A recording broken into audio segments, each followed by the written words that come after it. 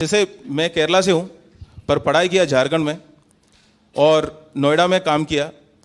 उसके बाद वहाँ पे कहीं एनजीओ में जुग्गी में एक मोटरोला सेमीकंडक्टर कंपनी में काम किया। शादी किया हरियाणा से और उसके बाद मिजोरम में काम किया 3 साल, मिज़ो सीखे। उसके बाद सिलवासा में रहा और अभी पुणे में रहता हूँ महाराष्ट्र में। तो जिनको लगता है कि सरकार सही काम कर रहे हैं वो उसकी पूर्ण सम्मति दे, वो देश प्रेमी हो सकता है।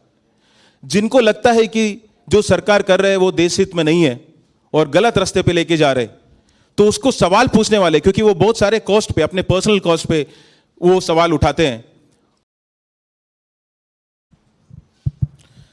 सबसे पहले सबको धन्यवाद यहाँ पे आने के लिए। और कांग्रेस पार्टी ज्वाइन करने का जो निर्णय था वो 19 में रिजाइन किया। उस वक्त एक चीज़ क्लियर था कि देश में जो सरकार जिस दिशा में देश को लेके जाना चाहता है वो सही दिशा नहीं है, वो गलत है।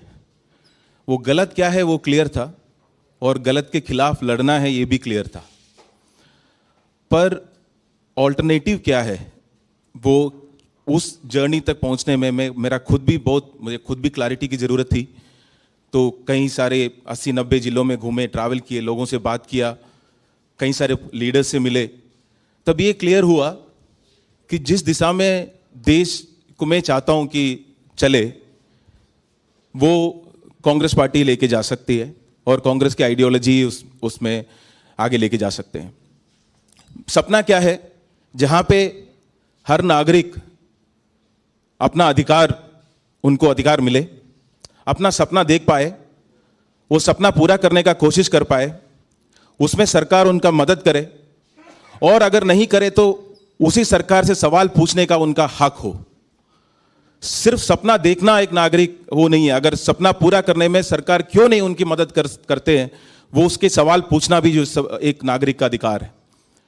जो 2014 से मैंने जो नोटिस किया वो एक चीज थी कि हम बहुत मुश्किल से प्रजा से नागरिक बने थे। कई सारे राजा पहले भी थे। प्रजा से हम नागरिक बने क्यों? क्योंकि प्रजा सवाल नहीं पूछ सकते थे। सवाल पूछे तो तुरंत राष्ट्रद्रोही या राज्य के खिलाफ बोलने वाले ऐसे माने जाते थे। तो पहली बार हम बहुत मुश्किल से सवाल पूछने लग रहे थे। जैसे आरटीआई हो, जितने अधिकार सरकार ने नागरिकों को दिया उसके तहत वो सवाल पूछने लगे थे कि तुरंत आके बोल दिया कि आप सवाल मत पूछो, हम आपको कुछ देंगे, आप चुपचाप रहिए, उसको रिसीव करिए। उसके अलावा अगर कुछ पूछेंगे, सरकार की आलोचना करेंगे तो उसको हम देश की आलोचना के तुलन कर लेंगे और अगर सरकार से सवाल पूछेंगे तो आपको देशद्रोही माना जाएगा। ये बात से मैं बिल्कुल सहमत नहीं था। देखिए, जिनको लगता है कि सरकार सही काम कर रहे हैं वो उसकी पूर्ण सम्मति दे, वो देश प्रेमी हो सकता है। जिनको लगता है कि जो सरकार कर रहे हैं वो देश हित में नहीं है और गलत रास्ते पे लेके जा रहे हैं, तो उसको सवाल पूछने वाले, क्योंकि वो बहुत सारे कॉस्ट पे, अपने पर्सनल कॉस्ट पे वो सवाल उठाते हैं, वो भी देश प्रेमी है। मैं एक ही तबके के लोगों को देशद्रोही मानता हूं जिनको पता है ये बात कि देश सही दिशा में नहीं जा रहे, पर अपनी फायदा के लिए या लालच या ग्रीड या सर्वाइवल के लिए ये निर्णय ले चुका है कि हाँ हम चुप रहेंगे क्योंकि चुप रहना ही इस वक्त बेहतर है। तो जो मैं उस तरीके का देशद्रोही नहीं बनना चाहता था। मुझे यह था कि मुझे जो अपनी बात रखना है, सवाल उठाना है, वापस हमें प्रजा नहीं बनना है, हमें नागरिक रहना है। तो उसी में जब जितना ज़्यादा बात किया वो ये सारी जो थॉट्स है वो कांग्रेस की आइडियोलॉजी ही है, ना कि सिर्फ हिस्ट्री है, वो प्रेजेंस है। और इसीलिए जितना मैं उसके पार्टी के साथ मिलकर काम कर सकता हूँ और जितना मजबूत कर सकता हूँ अपनी कार्य से, वो सेवा से वो करने के लिए मैं तैयार हूँ। और जहाँ लगता है मेरी काम आएगा वहाँ पे काम करने के लिए मैं तैयार हूँ। बहुत दिल से, काफ़ी वक्त लगा, पर वो इसलिए क्योंकि मुझे खुद भी एक अपनी जर्नी से थ्रू जाना था। वो सारे क्लैरिटी के साथ पूरी दिल से मैं आज कांग्रेस पार्टी में ज्वाइन कर रहा हूँ और कांग्रेस पार्टी और देश की जनता के लिए हमेशा काम करता रहूँगा। Thank you. आपके कुछ सवाल आप पूछना चाहें?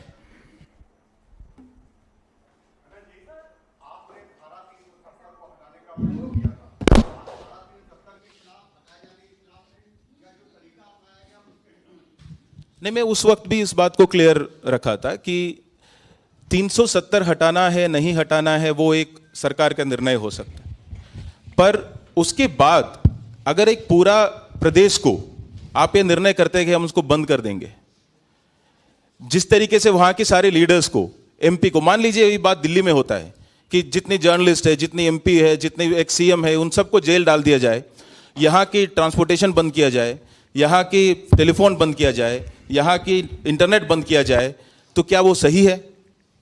ये सिर्फ मेरे लिए सवाल नहीं है, हम सबके लिए सवाल है कि क्या वो सही हो सकता है? किसी भी देश में, एक लोकतांत्रिक देश में ये सही हो सकता है या उसके खिलाफ आवाज नहीं उठनी चाहिए थी? तो वो सवाल ही मैंने उठाया है और उस सवाल पे मैं आज भी कायम हूं।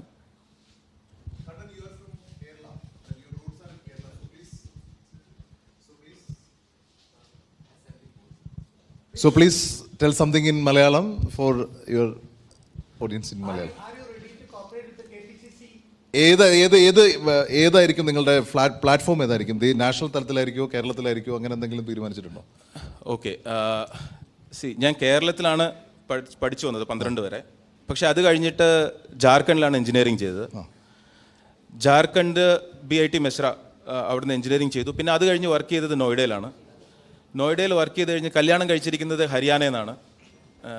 മത്ലബ് ഹരിയാന. അത് കഴിഞ്ഞ് ജോലി ചെയ്തത് മിസോറമിലാണ്, ഡൽഹിയിലും മിസോറമിലുമാണ്, നോർത്ത് ഈസ്റ്റിൽ. പിന്നെ അത് കഴിഞ്ഞ് വർക്ക് ചെയ്തത് സിൽവാസ, ഗുജറാത്ത് ആ ഏരിയയിലാണ്. അവിടെ നിന്നാണ് രാജിവെച്ചിരിക്കുന്നത്. ഇപ്പോൾ താമസിക്കുന്നത് മഹാരാഷ്ട്രയിലാണ്. എന്തുകൊണ്ടാണ് കോൺഗ്രസ് സെലക്ട് ചെയ്തത്? എന്തുകൊണ്ടാണ് കോൺഗ്രസ് സെലക്ട് ചെയ്തത്? വളരെ ഇത് പൗരന്മാരുടെ പാർട്ടി ആയതുകൊണ്ടാണ്. അതായത് പ്രജയിൽ നിന്നും പൗരനിലേക്ക് എന്നുള്ളൊരു യാത്ര ഇന്ത്യയെ ആരംഭിച്ചത് സ്വാതന്ത്ര്യത്തിന് ശേഷം, ആ സ്വാതന്ത്ര്യ സമരത്തിന് അനുബന്ധിച്ചിട്ടാണ്. അത് കഴിഞ്ഞിട്ട് ആ പ്രജയിൽ നിന്നും പൗരനിലേക്ക് എന്നുള്ളതിൽ മാറി വീണ്ടും സർക്കാർ തരുന്നത് മേടിച്ച് ശബ്ദമില്ലാതെ ആൾക്കാരാവുക എന്ന് മാറാതെ തിരിച്ച് വീണ്ടും പ്രജകളാക്കി മാറുന്ന ഒരു യാത്രയിലോട്ട് നമ്മൾ തുടങ്ങിയിട്ടുണ്ട്. ആ തിരിച്ചുള്ള യാത്ര എത്രയും പെട്ടെന്ന് നമ്മൾ നിർത്തുകയും തിരിച്ച് പൗരന്മാരാകാനുള്ള യാത്രയിലെ ഏറ്റവും ഉചിതമായ പാർട്ടി കോൺഗ്രസ് പാർട്ടിയാണെന്നുള്ള ഉച്ചബോധ്യമുള്ളതുകൊണ്ടാണ് കോൺഗ്രസ് പാർട്ടിയിൽ ജോയിൻ ചെയ്യുന്നത്. ഈ പ്രവർത്തന മേഖല കേരളമായിരിക്കുമോ അതോ ദേശീയ തലത്തിൽ മൊത്തത്തിലായിരിക്കുമോ? ഇല്ല, അത് പാർട്ടി തീരുമാനിക്കുന്നതനുസരിച്ചിരിക്കും. പ്രത്യേകിച്ച് നിയമസഭാ തെരഞ്ഞെടുപ്പ് കേരളത്തിൽ വരാൻ പോകുന്ന സമയമാണ്. അതെ, പക്ഷേ പാർട്ടി തീരുമാനിച്ചനുസരിച്ചിരിക്കും. കാര്യം ഞാൻ ഇന്ന് ജോയിൻ ചെയ്തേ ഉള്ളൂ. അതുകൊണ്ട് എന്താണ് റോൾ, എനിക്കുള്ള റോൾ എന്നുള്ള കാര്യം എനിക്ക് ക്ലാരിറ്റി ഇല്ല. ഐ വിൽ जस्ट टेल कि जैसे मैं केरला से हूँ पर पढ़ाई किया झारखंड में और नोएडा में काम किया. उसके बाद वहाँ पे कहीं NGO में, जुग्गी में, एक मोटरोला सेमीकंडक्टर कंपनी में काम किया. शादी किया हरियाणा से और उसके बाद मिज़ोरम में काम किया 3 साल, मिज़ो सीखे. उसके बाद सिलवासा में रहा और अभी पुणे में रहता हूँ, महाराष्ट्र में. तो वो सवाल ये था कि आपका कार्यस्थल क्या होगा, तो वो थोड़ा मुश्किल है मेरे लिए बताना. मैं जहाँ जहाँ रहा हूँ सबको अपना ही मानता हूँ और जितना मेरे से हो सकता है और जहाँ के पार्टी का डायरेक्शन है उस हिसाब से काम करने के लिए रेडी हूँ.